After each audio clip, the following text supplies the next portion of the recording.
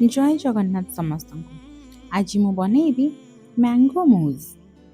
चलतु देखि नबा कौन सब दरकार। किछि आंब, fresh cream and condensed milk. प्रथमे आमे फ्रेश क्रीम को नेबा एवं एक हैंड ब्लेंडर साहाय्य रे किछि समय पई बीट करिबा। ध्यान रखिबा आमे क्रीम रो केवल थिक पार्ट को यूज करिबा। 10 ରୁ 15 मिनिट बीट कला परे क्रीम रे एक सॉफ्ट पीक आसी जिवो।